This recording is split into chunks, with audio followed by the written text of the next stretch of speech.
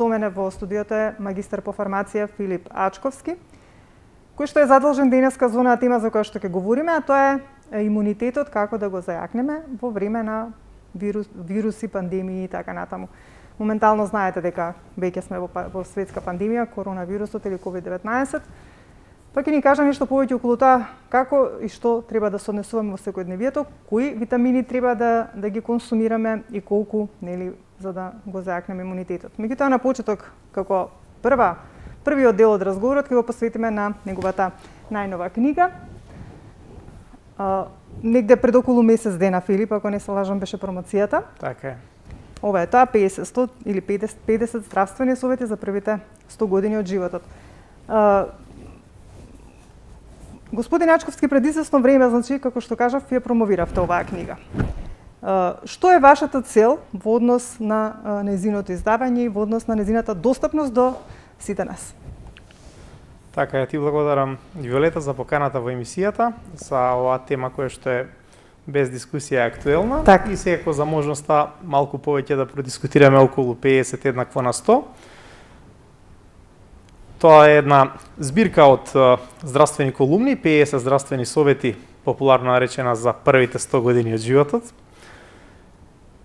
Не бидејќи бројката 100 е нешто кон што како заокружена целина се целиме сите ние, туку и затоа што навистина сметам дека она што е важно е независно колку години ќе проживееме, тие да бидат квалитетни, да ги проживееме во добро здравје, бидејќи секој оној период, момент, година или повеќе од животот, не дај Боже, каде што здравјето е нарушено, едноставно ние имаме буквално нарушување на сите работи кои што сакаме да ги направиме и едноставно се губи, што велиме народски дражот, се губи задоволството во сите работи кога човек не е здрав, кога човек е болен, него го интересира само да го постигне здравјето и токму заради тоа една моја повеќе годишна работа и скоро година и пол дена работење на проектот Топ Едукатор беше сумирана во ова дело, се со цел да на еден практичен начин ги приближиме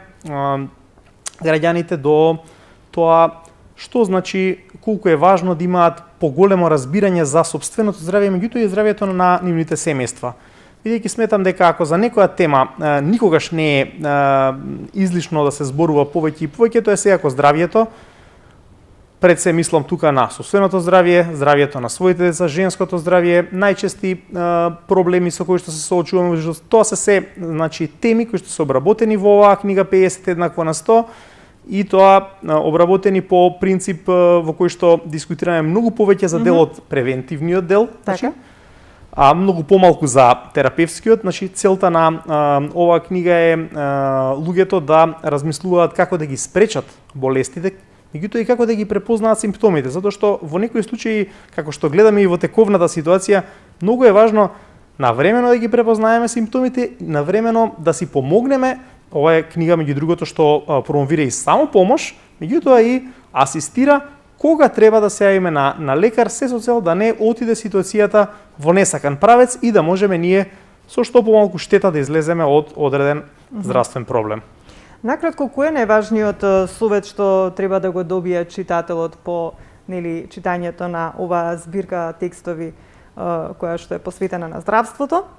На вашата промоција потенциравте дека единствено, како што и сега велите, здравјето е еден од клучните темели за достоинствен, среќен и исполнет живот.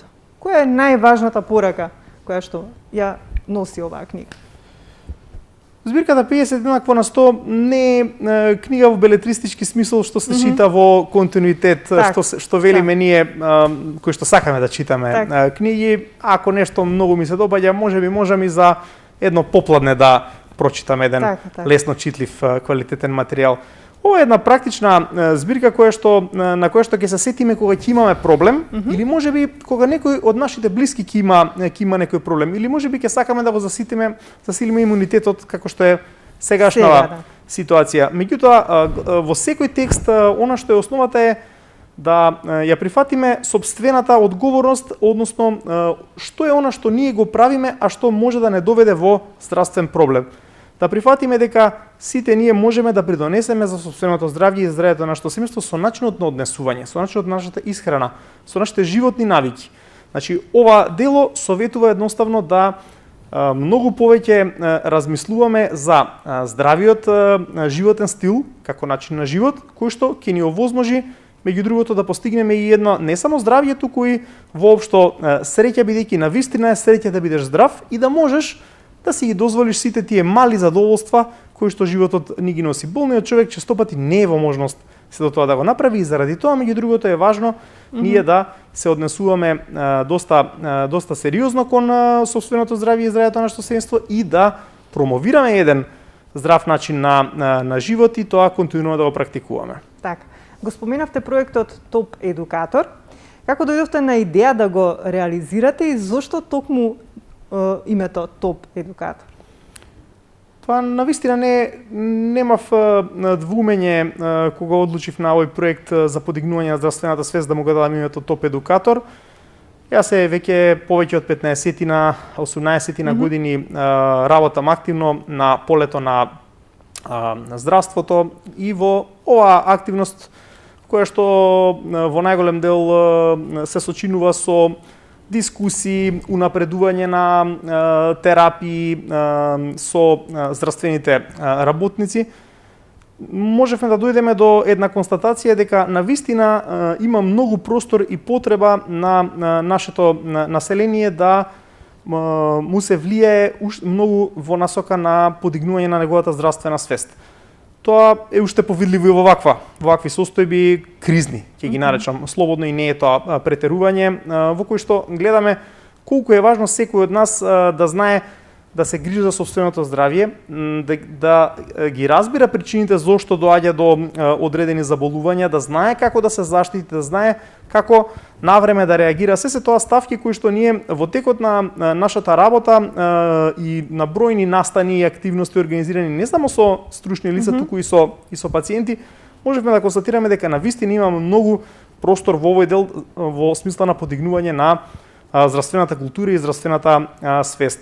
И можам да кажам дека сум среќен што работам и живеам во овој период од 21 век кога овие теми се повеќе и повеќе стануваат актуелни, така што едноставно овој проект Топ Едукатор за подигнување на здравствената свест сам од себе се изнедри, дојде до ситуација дека има простор, има потребна за него и одлучив да тоа биде една моја лична поддршка и помош на општеството и на здравствениот систем воопшто, бидејќи доколку креираме еден, сметам длабоко сум убеден дека доколку креираме еден добро образован пациент, тој навистина е од користи, од бенефит не само за него, туку и за целиот здравствен систем. Тоа е пациент кој што разбира зошто се случуваат проблемите, разбира колку е важно да ги испочитува дадените совети од лекар, не е само до терапија, туку и како се користи. Разбира дека не треба да оди на лекар за било која настинка, за било која температура, за било кое течење во нос. Разбира меѓутоа и дека неговото настинато дете не треба да го прати во градинка, бидејќи го става во ризик не само него, туку и сите во околината. Значи, тоа е пораката на овој проект. Подигнување на здравствената култура на секој од нас, на што на крајот би помогнало и за едно подобрување на здравствената состојба воопшто. Ќе продолжите ли со проектот Топ Едукатор и кои се следните цели? Проектот Топ Едукатор нема причина да биде прекинат заради тоа што здравјето е една тема која што не може да се исцрпи, вонвременска е, и постојано ќе се јавуваат некои работи кои ќе бидат поактуелни или не. Сега може би е COVID-19 актуелно, во иднина ќе биде нешто друго. Така да независно каква и што е ситуацијата и сите проблеми со кои што сите сме соочени во нашето работење, не само во животот, ќе направам напори и во овие услови да се продолжи со секојдневна комуникација, дали ќе биде тоа ТВ комуникација, дигитални медиуми, социјални медиуми и слично, со цел да се продолжи со унапредување на здравствената свест и култура и здравје Боже, се надевам поскоро кога ќе се отворат можности за безбедни собири со заинтересирана популација, да продолжиме. Јас и се надевам мојот тим во ТОП Едукатор проектот да ги шириме, да шириме оваа благородна мисија на унапредување на човековото здравје и здравствената култура воопшто. Так. Би посакувам да биде така, бидејќи тука некаде ќе завршиме со првиот дел од разговорот околу објаснувањето за сето она што го нуди книгата, и сега тука ќе се обратам до нашите гледачи, значи сите оние кои што не следат, кој прв ќе се јави во програма, секако ќе ја добија на подарок книгата 50-100 или 50 здравствени совети за првите 100 години од животот. Навистина, јас немав можност претходно да ја добијам Филип, меѓутоа пред да започне емисијата, успеав вака да разгледам, навистина има многу корисни работи што може да ни се најдат во секојдневието кога ќе имаме некој проблем. Еве, за сите оние кои што не следат, оној што прв ќе се јави, кажав, ќе ја добие книгата на подарок. Сега преминуваме на она што е актуелно, за жал веќе 8 месец, така, па се наоѓаме во пандемија на COVID-19, се соочуваме со една сериозна здравствена криза. Што би им препорачале на нашите граѓани, на сите оние кои што не гледаат околу справувањето со пандемијата? Па добро, верувам дека во овој период со на огромната медиска поддршка која што му се даде на целиот овој проблем. Да се извинам што ќе ве прекинам. Толку многу говориме, значи јас мислам дека веќе се изморивме од тоа да говориме колку тоа треба, како треба, што треба, и се уште дел од граѓаните никако да сватат како и што треба. Зошто, што се случува? Толку ли имаме несовесни граѓани, меѓутоа ајде го имаме гледачот да го приклучиме, па ќе се посветиме на темата. Добро вечер.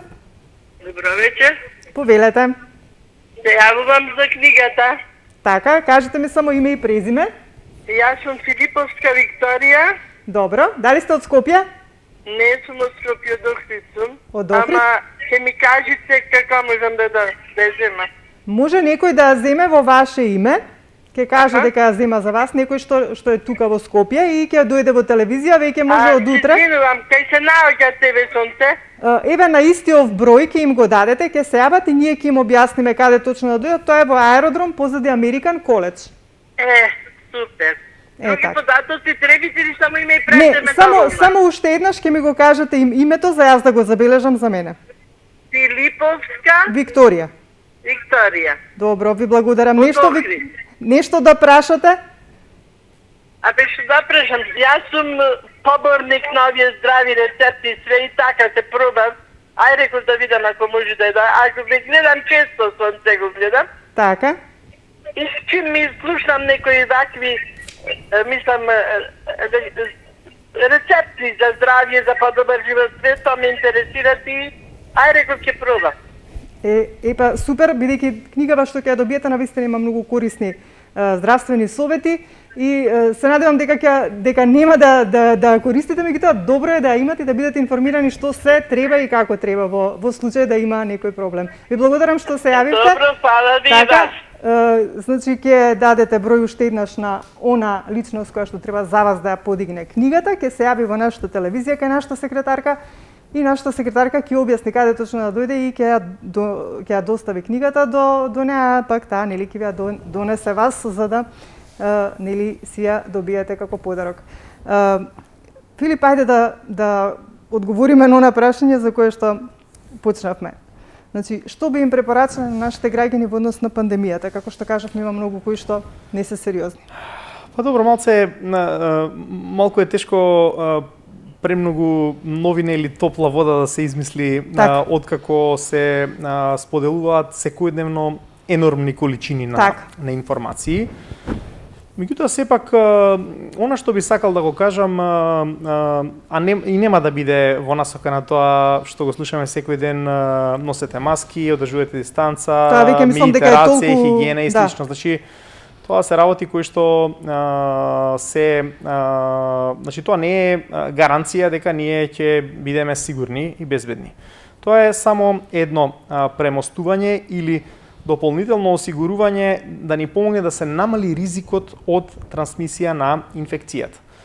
Значи, сите ние мора да бидеме свесни дека вирусите се секде околу нас и е практично невозможно ние да не дојдеме во контакт. За да не дојдеме во контакт, треба да бидеме изолирани цело време, што повторно ја доведува во прашање логиката на екзистирањето и на битисувањето воопшто, така што, значи, она што ние треба да го сватиме во овој момент е дека имаме ситуација со очигледно недоволно познат вирус и агенс, вирус кој што не размислува, нема тој некои специјални мотиви, едноставно неговата цел е да се размножува, наоѓа нас како погодна средина за тоа и во таа насока било кое наше игнорирање на состојбата или велење дека можеби нема да ни се случи тоа или ова, може да биде единствено на наша штета.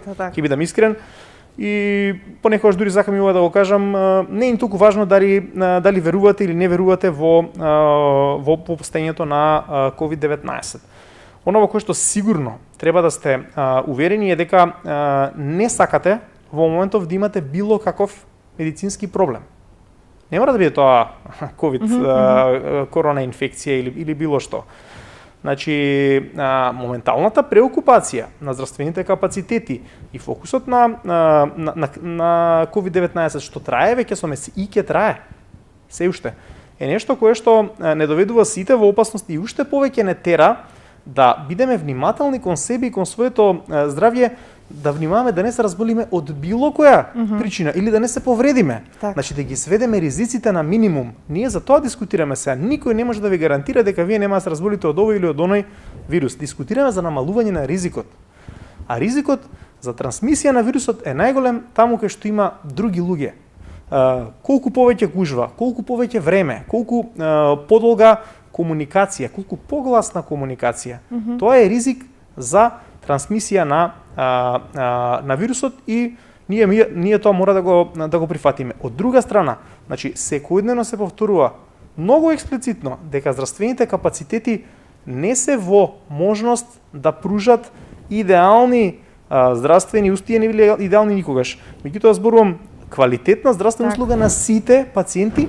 И во ваква ситуација, заради преголем фокус на оваа проблематика, можеби дел од други пациенти со други заболувања нема да добијат навремена, квалитетна поддршка и терапија. Така да, навистина, треба да сме многу сериозни и да внимаваме на своето здравје од било кој аспект во екстремни пандемиски услови. Тоа е една работа. Втора работа што не е помалку важна, е да внимаваме на нашето ментално здравје. Малце поразговаравме во воведот на емисијата.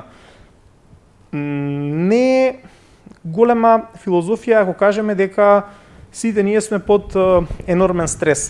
Меѓу другото и дел од луѓето и за тоа одлучуваат дека нема да ги почитуваат мерките преку глава име. Од се, верујте ми, и мене ми е.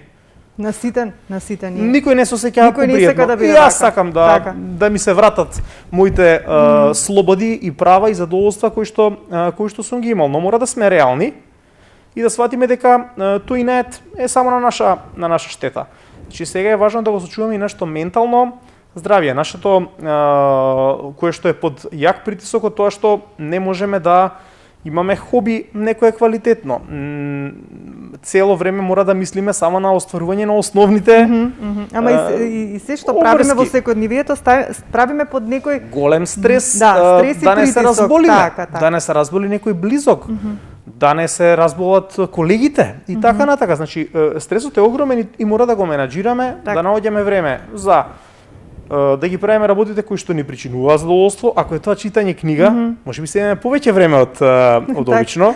Ако е тоа дружење со блиските, со најблиското семејство, еве ни прилика плюс за разлика од обично и на тој начин да го пребродиме овој период.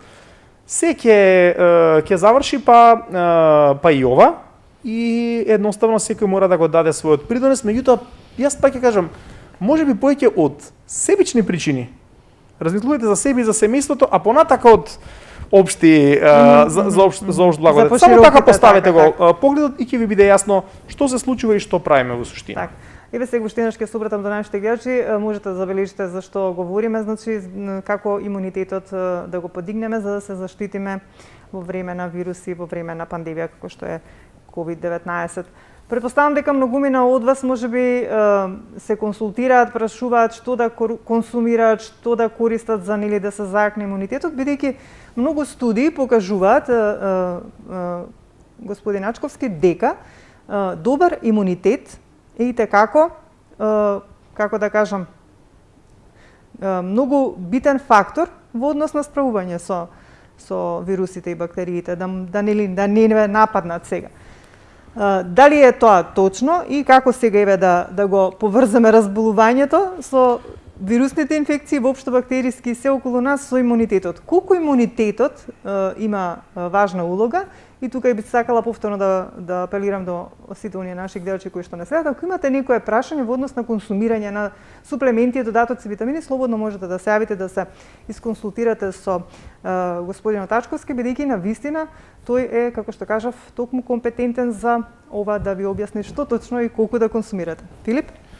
Па еве во почетокот во првото прашање напоменавме една вистина, а тоа е дека вирусите во суштина се размножуваат во нашиот организам. Так. Значи тие не можат да екзистираат сами, потребно е да дојдат во Домаќин. контакт со нас и заради тоа една од методите е нели да го спречиме контактот. Дали со зголемена хигиена. Дали зборуваме само за хигиена на раце, можеби зборуваме за зголемена хигиена на респираторната слузница, бидејќи таа е првото контакт место со вирусите. Па заради тоа сугерираме поготово за малите деца, кога одите во градинка, после враќање од градинка не е лошо да се направи едно испирање со солен раствор на назални вешоплини. Так. Во конкретнава ситуација можда не е лошо да се направи испирање гаргара со солена вода и на грлото, па и со јодни раствори. Се тоа елементи од основната хигиена кои што ни помагаат доколку дојдеме во одреден контакт, ние секој ќе дојдеме во контакт со патогените, тие се насекаде меѓу нас. Неможно е да не дојдеме во контакт. Значи, да преку добра хигиена на слузниците спречиме да дојде до нивно инфилтрирање во организмот. Втора работа е што доколку веќе тие стигнат патогени во организмот, пред се мислиме на вирусите, како да го спречиме развојот на инфекцијата, бидејќи присуство на вируси и воопшто на патогени само од себе не гарантира болест или инфекција. И доста се зборуваше на оваа тема. Симптомите се нешто што доаѓа како следно. Најпрво тие треба да влезат во нашите клетки, да почнат да се размножуваат и како резултат на тоа ќе дојде до одредени симптоми. Дали ќе воопшто ќе се случи ова или не и во кој обем ќе се случи тоа, од тоа зависи како ќе бидат симптомите и тежината на сликата. Ако ние имаме добар имунитет, тоа значи една здрава средина во која што нашиот имун одговор кој што се базира на мал милион значи активни твари кои што ни помагаат тука да функционираме. Дали дискутираме тука за леукоцити, за лимфоцити, за макрофаги и така натака. Или дискутираме за антитела кои што се веќе мемориски клетки кои што претходно се сретнале со патогенот, па веднаш ќе реагираат. Значи се тоа делови од нашиот имун систем кои што доколку е во добра кондиција, во најголем број од случаите нема да дозволи да дојде до развој на сериозна клиничка слика. Значи тоа е главната причина зошто ние треба да имаме добар имунитет за да спречиме развој на посериозни симптоми на инфекцијата и нормално и други штети кои што вирусот, повторно кажувам, како неинтелигентно суштество ќе ги прави. Тој не бира орган кој што ќе го нападне. Неговата идеја е генерално размножување и заради тоа доаѓа прво во контакт со респираторни органи, па понатака како во овој случај со коронавирусот, штети претрпуваат и другите системи во телото, и кардиоваскуларниот систем, и убрезите, и така натака. Така да, значи, многу е важно ние да имаме состојба на еден квалитетен имун одговор кој што ќе го спречи развојот на инфекцијата и штетите, а од друга страна е важно да бидеме во добро здравствена состојба, бидејќи статистиките што ги гледаме не се малку овие, тука се 8 месеци, меѓутоа тоа речиси цела година. Гледано на светско ниво. Статистиките покажуваат дека огромен процент од починатите имаат најмалку 2-3 коморбидитети и тоа јасно изразени. Покачена телесна тежина, дијабет, триглицериди, холестерол, срцеви проблеми со убрезите, проблеми со црниот дроб. Во огромен број од ситуациите тука сме ние виновни за овие состојби. Не е, можеби повеќе од 80% нашиот животен стил ќе донесе до тоа да дое до развој на вакви состојби. Така да, кога јас зборувам за добар животен стил и како тој ќе ни помогне да превенираме или да останеме со помали штети од инфекциите, мислам и на сите овие работи. Ако зборуваме стрикно за внес на витамини, минерали или други материи кои што ние сакаме како луѓе да мислиме дека ќе ни помогнат брзо да се го напредиме нашиот имунен одговор. Тоа сакав да потенцирам, некако имунитетот не се стекнува нели за 2-3 дена. На имунитетот се работи подолго време, првим преку здрав начин на живот, а подоцна и со внесување на некои суплементи. Не може ние сега 2-3 дена да консумираме нели некои суплементи и веднаш да добиеме јак имунитет. Тоа е процес кој што требало и пред појавата на пандемијата да го практикуваме на некој начин. Се надевам дека повеќето од луѓето го практикуваат тоа, ако е така е добро, ако не еве да им посочиме дека треба да го практикуваат. Се зборуваше многу за витаминот D, за цинкот и за витаминот С. Дали се тие доволни 3 суплементи да се консумираат во борбата со COVID-19 или вие нешто би препорачале конкретно? Добро, во суштина мислам дека еден од бенефитите од оваа криза, ако има некои бенефити, тоа што ќе почнеме малце посериозно да гледаме на нашето здравје и на превентивата воопшто. Една од главните превентивни моменти е добриот имунитет, кој што, како што рековте, не се гради за 2 дена, 3 дена и така натака, туку треба барем 2-3 месеци сериозно внесување во континуитет на квалитетни материи за да стигнеме до тоа. Витаминот С, да одговорам конкретно, витаминот Д и цинкот несомнено се едни од клучните елементи за да се постигне еден добар имун одговор. Меѓутоа тука е прво важно концентрација во која што се внесуваат и, како што реков, време траењето. И второ да знаеме што всушност секој од овие елементи постигнува. Сите тие 3 се, ние велиме, имуномодулатори. Тоа значи дека тие ни помагаат да нашиот имун одговор да биде засилен кога има потреба, меѓутоа и во друга ситуација да биде намален доколку тој оди во насока на уништување на нашите клетки. Така. Бидејќи кога действуваат клетките во организмот нападнати од вирус, мора да сватиме дека нашите клетки во суштина ги убиваат наши клетки инфицирани со вирусот. Така да тука мора да има модулација. Што прави во нашиот организм? Значи цинкот и витамин С конкретно се многу важни заради тоа што помагаат за да се изградат Т-лимфоцитите. Тоа се клучни клетки за имуниот одговор и заради тоа велиме кога се внесува цинк, тој треба да биде барем во 10 милиграми концентрација на ден до 15, за да постигнеме соодветен ефект. Поготово кога е инфекција, тој се троши уште повеќе. Се троши уште повеќе и доколку ние имаме некои заболувања, на пример, доколку црниот дроб ни е заболен или имаме стеатоза, замастен црн дроб, нас ќе ни требаат уште повеќе концентрација затоа што го губиме, не се извлекува од исхраната. Так. Витаминот С ни треба во концентрации, значи негде околу, велиме, минимално 100. Меѓутоа, тоа зборуваме за нормална состојба, кога не се очекува инфекција и треба да го внесуваме за постојаните тековни процеси. И ние ќе го внесеме, тој не е дефицитарен преку храната. Так. Значи имаме агруми на располагање, имаме јаболки, имаме пиперки, имаме плодна почва, македонска и слично, можеме да го внесеме. Меѓутоа нас кога е вака сакаме да направиме превенција, нас ни требаат од 200 милиграми нагоре до 1 грам па и повеќе кога е тековна инфекција. Така да такви количини нема шанси ние да влеземе со храната нема, да. Значи мора да се суплементира во соодветни количини. Нема голем ризик заради тоа што е водорастворлив, па се изфрла. Па се излачува. Преку убрезите. Додека витаминот Д? Витаминот Д по сите истражувања и понови е доста дефицитарен, поготово кај луѓето кои што јадат се на вегетаријанска исхрана или веганска уште повеќе. а е уште повеќе дефицитарен затоа што животот се промени, многу сме во затворен простор, бегаме од сонце бидејќи има штетни ефекти и слично, а витаминот D се ствара претежно под дејство на UV зраците во летниот период. Така да, за малите деца, зборувам, се препорачува суплементација практично обврзно до 2 години. Дискутираме за 400 интернационални единици или околу на ден.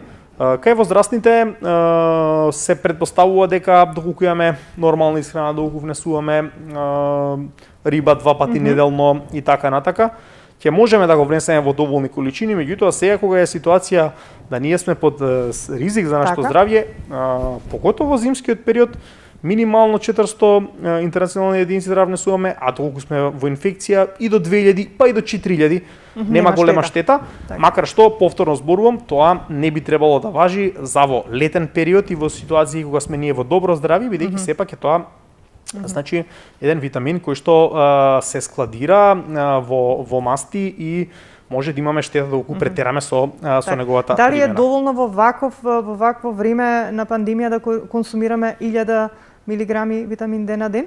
Дали е многу или е... Во зимски период сметам дека не е многу, пак велам зависно од возраста на човекот, различни се потребите. Возрастен човек има потреби од 800 до 1200. Боруваме сега за машко, женско, телесна тежина и слично. Така да воопшто не дискутираме за големи концентрации. Сакав да напоменам дека тие три не се единствени потреби за стимулација или за имуномодулација. Ние дефинитивно мора да имаме соодветна пробиотска суплементација континуирано, особено доколку не јадеме доволно свежа храна на база на овошје, житарки некои и така натака.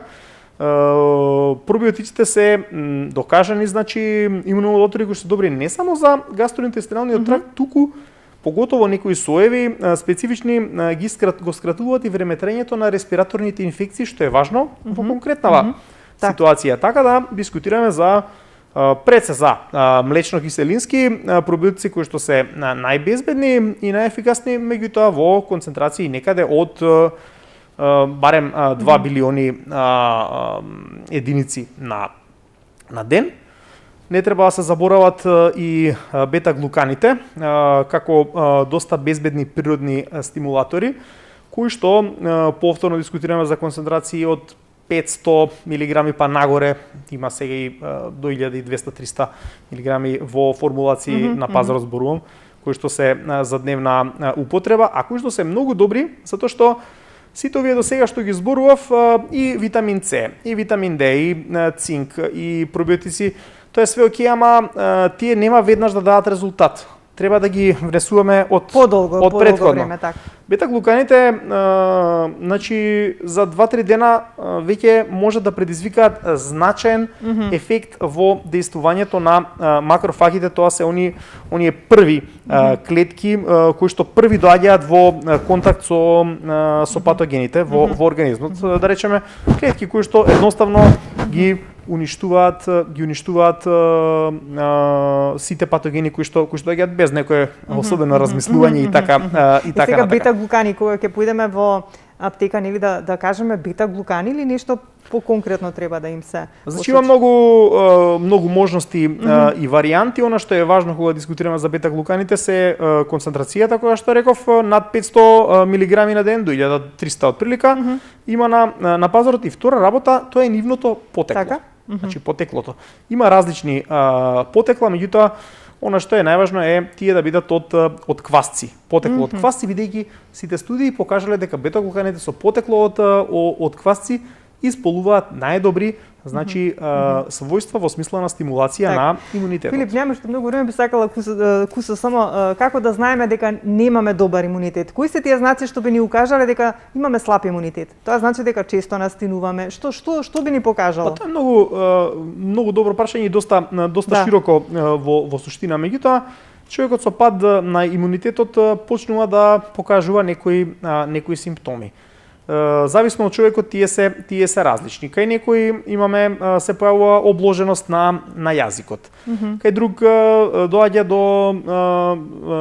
до појавување на херпес, кој што ние го имаме и добар дел од нас го има. Тоа е еден класичен пример на напад на имунитетот. Доаѓа кога се појавува херпес, тогаш точно така. Тоа е класична насока на тоа дека ни е имунитетот ослабен. Се чувствуваме изнемоштено и слабо.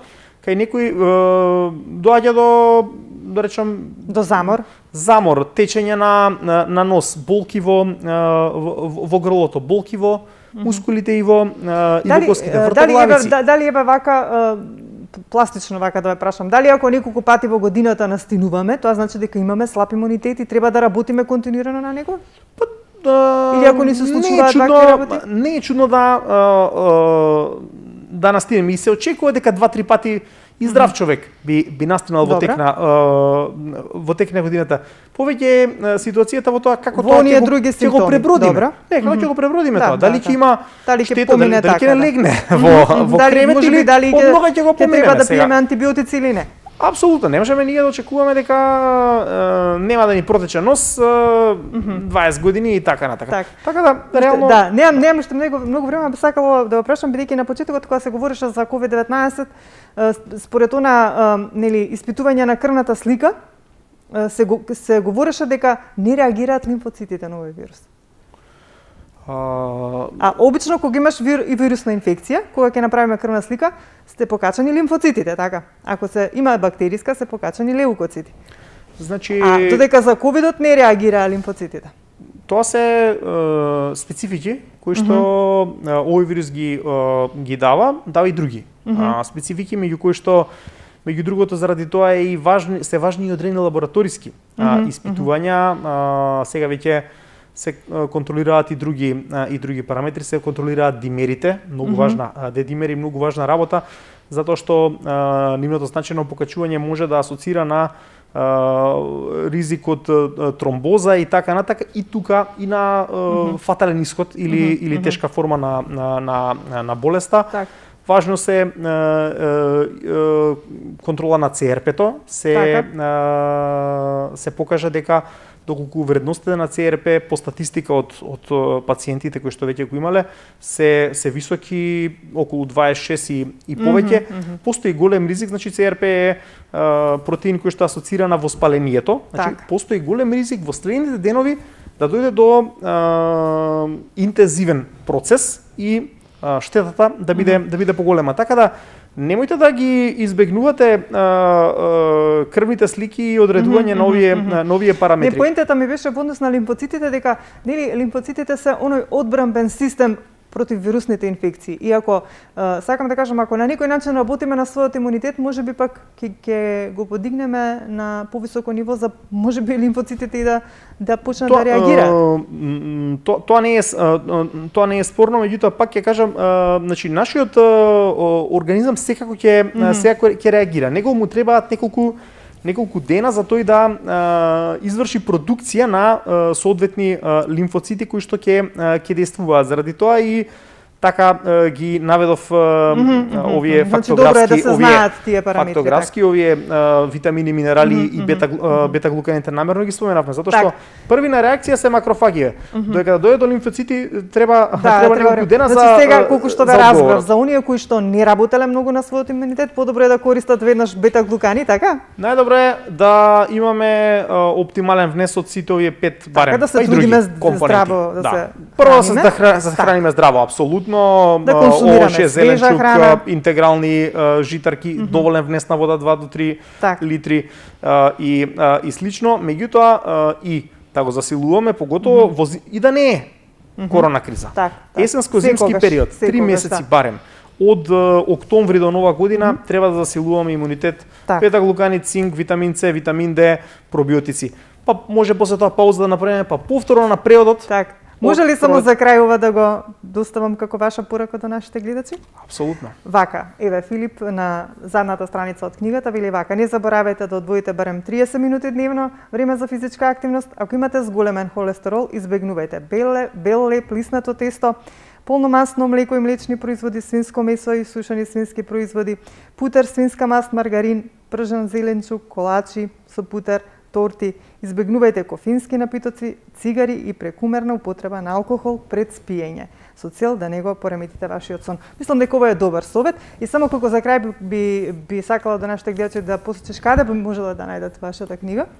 Значи, книгата може да се набави во книжниците на литература, може да се набави и на интернет со директна достава на страница.мк. Да.